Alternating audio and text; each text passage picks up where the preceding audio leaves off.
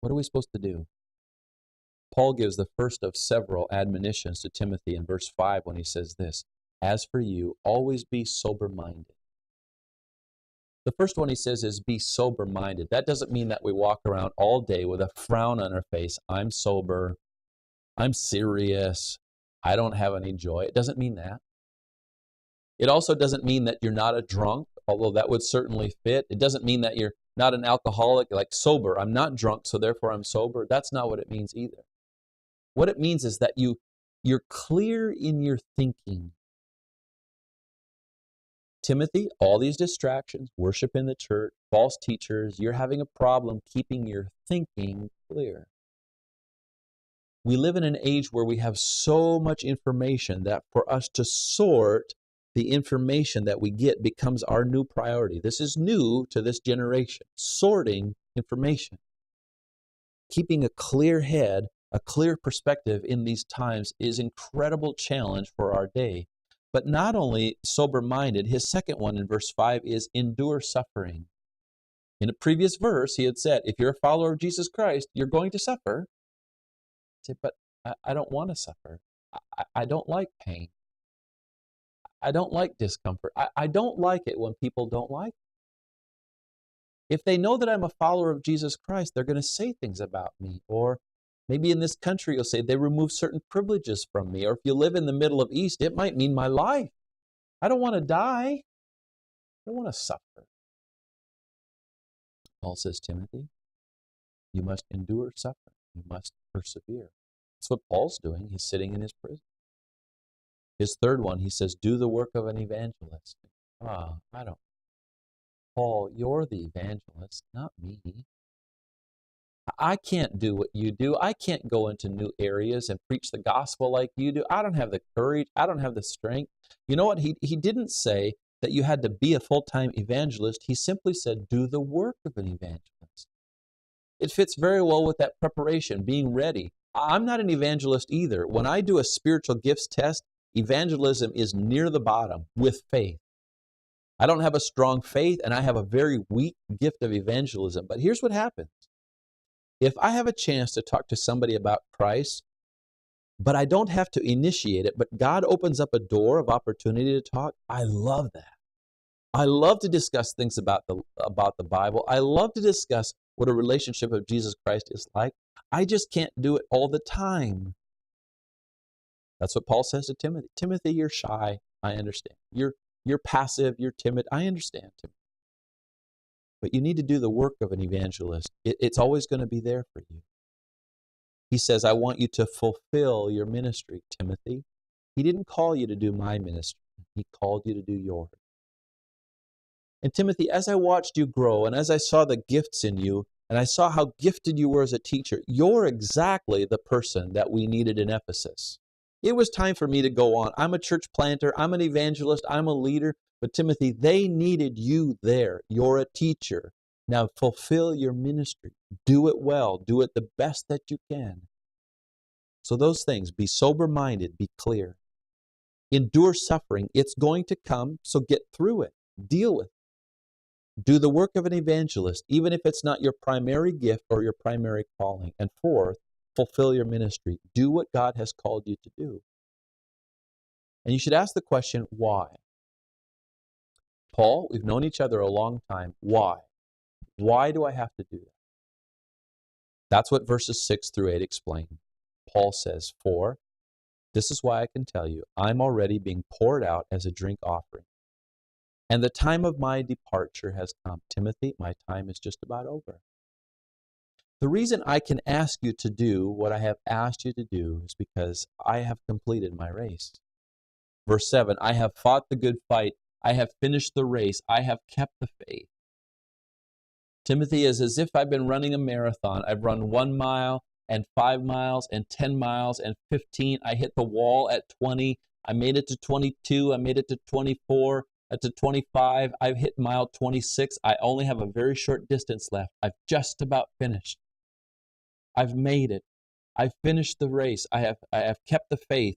And verse 8, henceforth there is laid up for me the crown of righteousness, which the Lord, the righteous judge, will award to me on that day, and not only to me, but to all who have loved his appearing. Hey, Timothy, I'm not bragging, but I'm looking forward to that crown. Whenever a runner in the Greek Olympic Games would run and he would finish in first place, they would take a wreath made out of special leaves and place it on his head. The winner of the race received his reward, and the applause of people and the cheers of the people in the stands. He says, Timothy, I've almost made it. The crown of righteousness is waiting for me. My relationship with God through Jesus Christ is intact. I'm about to receive the reward of the righteous life that I have pursued. And the Lord, who is the righteous judge, he is the King of righteousness, and he's the judge, and he's going to give it to me that day.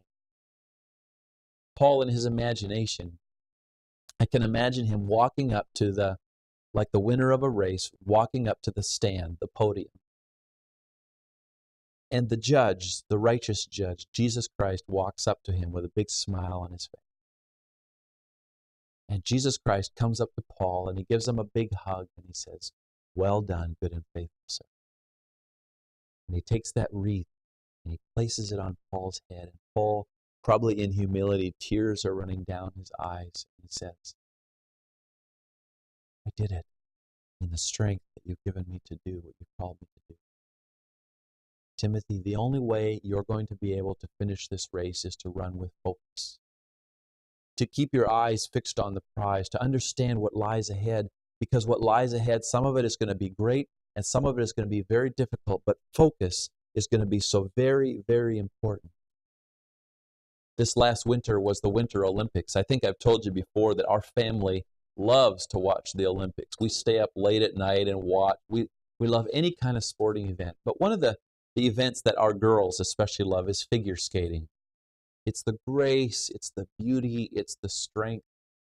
And so whenever figure skating comes on, the women in our house just tune in. But even I admit, I enjoy watching the artistry and the strength. Well, there was one particular skater from Canada. Her name was Joanie Rochette.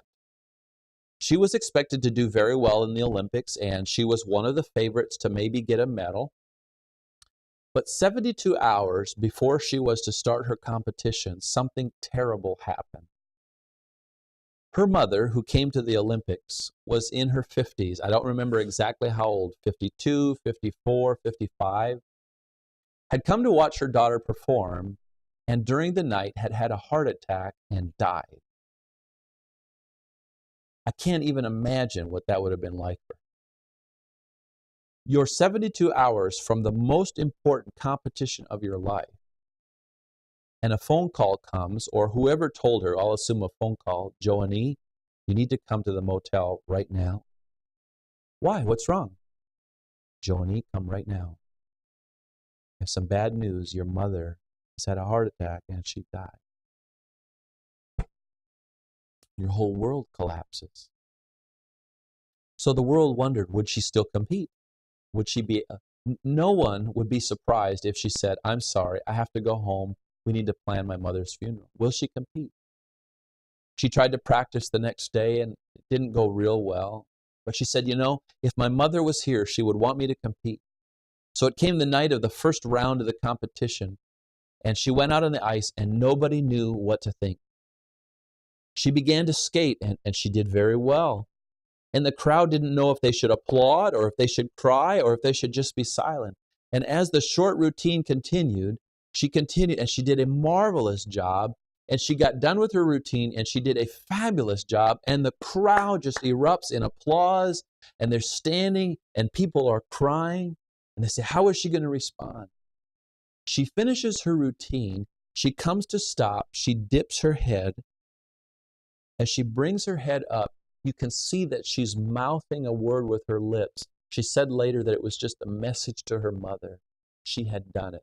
Tears.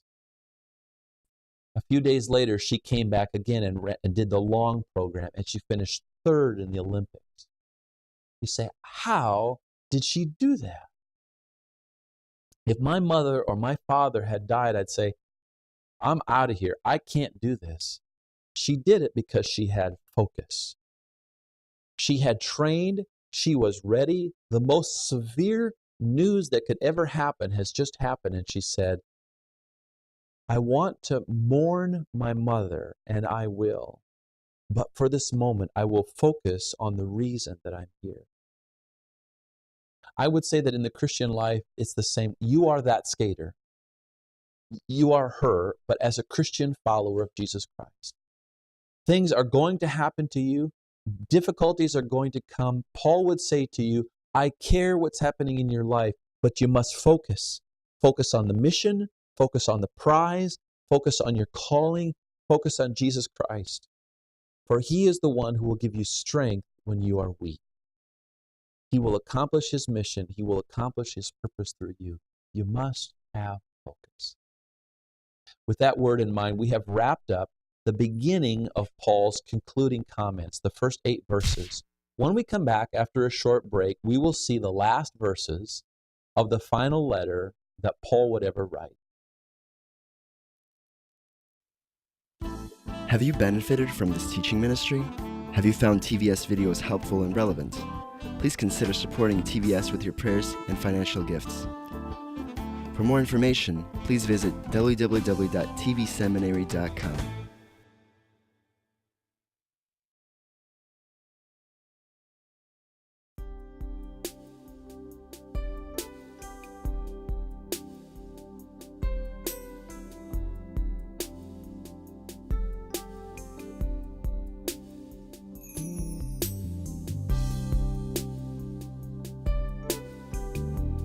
Now he who supplies seed to the sower and bread for food will also supply and increase your store of seed, and will enlarge the harvest of your righteousness. You will be enriched in every way, so that you can be generous on every occasion, and through us, your generosity will result in thanksgiving to God. 2 Corinthians chapter 9, verses 10-11. How to give to TVS Ministry. You may give online at efca.org/givenow. In the description place, write Russia Distance Learning, account number 24109-0150. Or make checks out to EFCA. Write on the check memo line, Russian Distance Learning, account number 24109-0150. Mail to EFCA Donor Services, 901 East 78th Street, Minneapolis, Minnesota, 55420-1300. Or send your gift through PayPal for tvs.gift@gmail.com.